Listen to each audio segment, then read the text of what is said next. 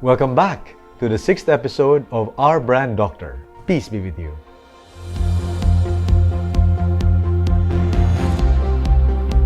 Bakit tila po ba minamalas ang Pilipinas? Malas ang Pinas. Bakit ko po nasabi yun? Imagine, back in the 50s, the Philippines was the second richest economy in the Asia-Pacific region, next only to Japan. Obviously, not because of our own doing, but because of all the work done by the Americans for the previous 50 years. Nevertheless, since that time, and for the next 70 years, the Philippines has sunk into becoming the sick man of Asia.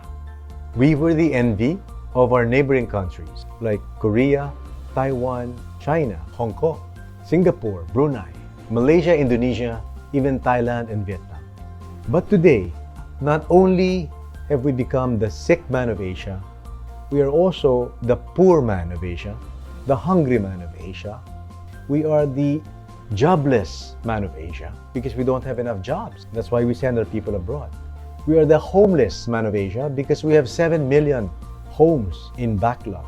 We are also the dumb and dumber man of Asia because our IQ levels have sunk to the lowest in the ASEAN based on a World Bank IMF study. The IQ level of the average Filipino is only 86 when it should be 100. And as we know, if I have low IQ, chances are when I grow up, I will also have a low income. And when I have a low income, my children will also have even lower IQ and even lower incomes. And that is the vicious cycle that we are living in now.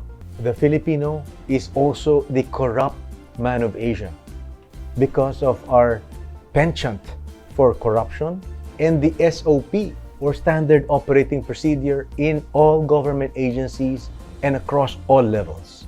We are also the vulgar man of Asia because of all the profanities and expletives we have hurled against world leaders. And we are also the most violent man of Asia because of a 70-year-old communist insurgency and a 60-year-old Muslim secessionist rebellion. And of course, all the extrajudicial killings that the whole world knows about.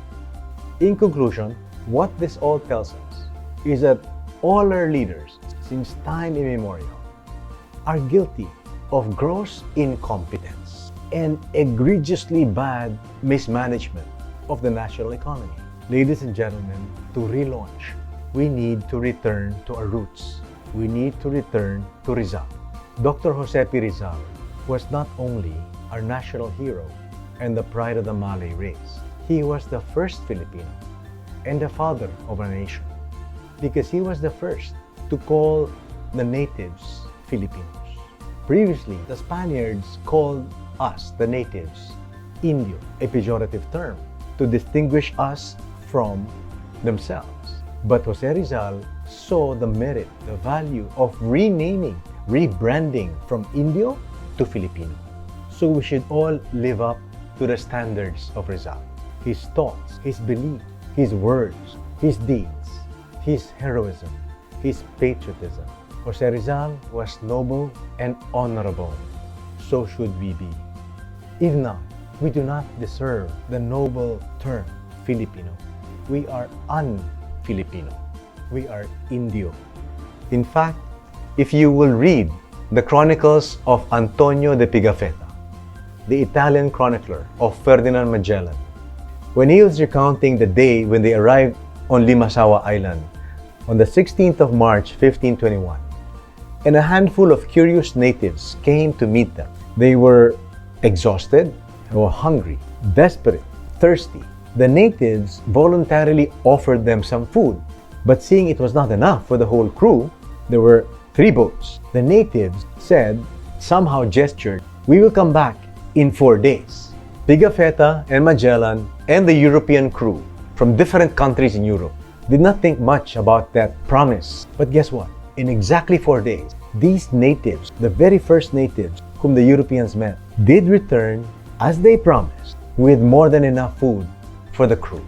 And what did Antonio de Pigafetta write in his chronicles? And I quote, "We found honor among the natives." So, hospitality, generosity, nobility, and word of honor lives in the blood and the DNA of the Filipino. Even Malacanang is derived from the words may lakan diyan. Lakan being a Tagalog word for a nobleman. A nobleman lives in Malacanang. And therefore, our leaders must live up to that honorable name. And so should our leaders in the legislature. When we call them the honorable congressman or the honorable senator, we all have to live up to that title. And even our justices in the Supreme Court and our judges. Do you know what is on the insignia or the emblem of the Supreme Court of the Philippines? If you check, it will show you the tablet of the 10 commandments that God gave to Moses. So, the fundamental law of the land is not the 1987 Constitution. It is the Mosaic Law, the 10 Commandments, the Decalogue. With all of these positive stories from the past, bakit tila minamalas ang Pilipinas? Bakit malas ang Pinas? In my humble opinion, with all due respect, I believe it's because we are an accursed nation. Sinumpa po tayo. Sino po nagsumpa sa atin? Hindi po ang Diyos, kundi ang ating mahal na presidente ng Commonwealth, Manuel Quezon. In December 1939, he was quoted to have said, in a fit of rage, because he was in a hurry to become the Commonwealth president. But the American legislature concluded, we are not yet ready. But out of his impatience, he said these words, I prefer a government run like hell by Filipinos to a government run like heaven by Americans. Manuel Quezon, December 1939. As soon as he uttered those words, the media picked it up and the whole world reacted. Every newspaper in the US printed those words. And every world leader asked him, take back those words. Unfortunately, Quezon did not retract his words. So we were left with an intergenerational curse that has lasted more than 80 years. Kaya tayo minamalas. Malas ang Pinas dahil sa sumpa ni Quezon. The curse of Quezon continues in this generation, your children's generation, and your grandchildren. Tuloy-tuloy kayong mamalasin, tuloy-tuloy kayong sinumpa. Quezon did not establish a nation. He earned us condemnation and damnation. Back to Rizal. Rizal foresaw this was going to happen. If you recall, from the final chapters of his second book, El Filibusterismo, The Reign of Greed, a dying Simon, who was formerly Crisostomo Ibarra, he was wounded in his failed attempt to bomb the house filled with the bad guys. He was complaining to the Filipino priest, Padre Florentino, why did God not allow me to set off the bomb? And the response of Padre Florentino, what good is freedom if today's slaves become tomorrow's tyrants? Rizal even said, with or without Spain, we will be the same. Now let's fast forward to the American occupation and their promise to turn over the government to our leaders. But before that, let's return to the principal author of the U.S. Declaration of Independence, Thomas Jefferson, who said the fundamental requisite for a democracy is an educated electorate. And that's why the American legislators told Quezon, you are not ready, because we had an illiterate electorate. Until today, bobo ang botante, bobo ang liderato. If your electorate is illiterate, low IQ nga, no? Then we don't have a democracy. You have a false democracy. Because you have a democracy only for a privileged few, which you call an oligarchy. As Rizal foretold, that's exactly what happened with Aguinaldo. Remember the intense rivalry and the power struggle between the two factions of Aguinaldo and Bonifacio. Bonifacio being the Supremo, the founder of the Katipunan, whom Aguinaldo had executed.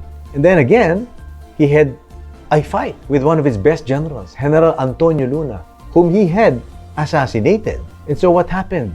How did Aguinaldo get caught by the Americans? It was the Macabebes of Pampanga. His own people betrayed him also and turned him over to the Americans. And not only that, when the Japanese occupation came, Aguinaldo sided with the Japanese. How can you have a leader? And even during the war with the Spaniards, if you remember the Pact of Biak na Bato, Aguinaldo sold out the Filipinos. He agreed to the terms of the Spaniards of leaving the Philippines in exile in Hong Kong in exchange for several $1 million. How can we honor our leaders who are like that? Mga kababayan, pag-isipan po natin, mulat sa pool from Aguinaldo na pinapatay si Bonifacio at ang kanyang kapatid at pinapatay si General Luna at sumali sa mga Hapon hanggang kay Quezon na isinumpa ang ating bayan. Hanggang ngayon, bakit tila minamalas ang Pilipinas?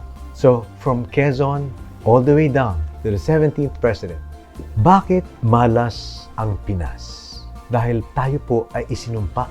A government run like hell means a government run by devils, by demons, by Satan. We must reverse the curse of Quezon. Then proclaim a new vision for the Philippines. As King Solomon said in the book of Proverbs, a nation without a vision will perish.